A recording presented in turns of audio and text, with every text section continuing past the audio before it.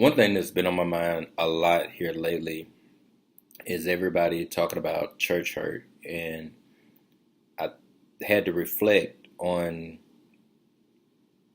a situation with me myself that was basically church hurt.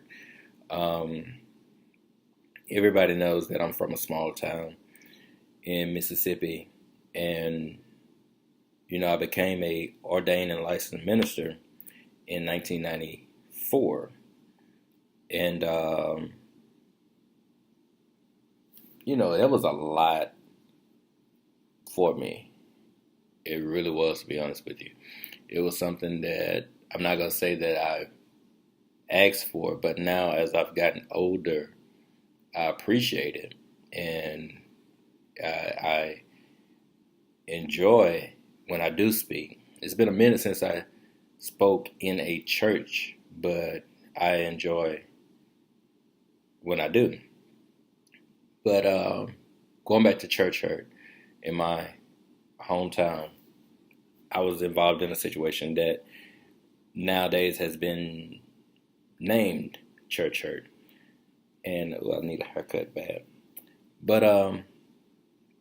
there was a situation where this one gentleman that was a member of my church went around saying a lot of things, and I know my family probably knew about it or heard about it, but did not tell me about it. But it got back to me of what he was saying, and the name calling, and all this, that, and the other. Um, I, I was the drunk preacher. I was the gay ass preacher. I was that faggot preacher. All of that got back to me. Cool.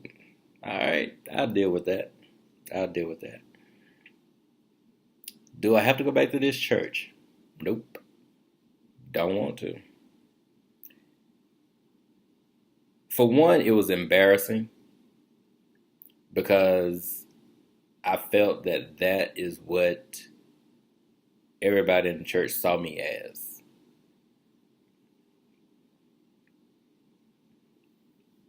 And for one, I didn't want to do anything to embarrass my family. Two, I didn't want to do anything to embarrass me because I'm very self-conscious about myself, very self-conscious, but I'm working on that. I'm definitely working on that. So, went through that and all of that good stuff. When I moved away, moved to Meridian first, and then I moved to Jackson. And every time I would go home, and I would be home on a weekend or be home on a Sunday, my folks would ask me, "Are you going to church?" Well, when you come home, are you going to church? No, no. For what? And my folks they had programs at the church, invite me down. I would go to support the program, but for a Sunday service, no, I wouldn't. I wouldn't go. Because in my mind, I was still there at that place of the name calling. And he has since left this world. He has transitioned into another world. And all of that. I can remember this one time when I was living in Waynesboro. I had my house in Waynesboro. And every Sunday, everybody would go over to this lady's house, and we just chill out, parlay, listen to the blues show about 1 o'clock in the afternoon, and just chill. And I will never forget. I will never forget the time that we were there. And normally I would sit at the table, but my back would be to the door. But this time I sat on the opposite side of the table, and I could face the door. Never forget it. And he came in there, and she did her little greeting and all this kind of stuff. And when he walked in that door and he saw me sitting there at that table, it's like he could have just had a heart attack right then. He couldn't do nothing. He just came on in. Hey, how you doing? I ain't part my lips. Nah, what I got to say to you? Nothing. Exactly nothing. So he got what came to get, and he left. On the inside of myself, I'm boiling. I'm steaming because I want to say something, but I'm in somebody else's house, so I'm gonna keep it cordial. But the expression on his face gave me all the joy. It gave me all the joy. You know, it is what it is. But that was my church hurt. Another church hurt that I had is when I was about 15, 16 years old, and I sponsored a concert at the church, and a lot of the church members didn't come. Like, wow, y'all can't support your own? Really? But it had to been so-and-so doing this, y'all would have been here. That's cool. That's cool. That's cool. I've had a woman to stand up in church and call me a devil. That's church hurt. I ain't got nothing for her now. I could say a lot about her on this video, but I choose not to. But I had to realize that it wasn't the church that was hurting me or saying these things about me. It was the people in the church. You know, there were a lot of people that still embrace me and love me for who I am. This one lady, about a year after I became a minister, she invited me down to her house. She's transitioned on now. And she told me about how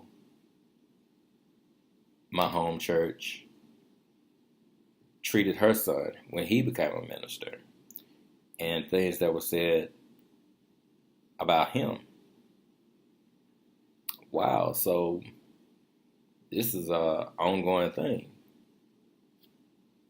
with this church.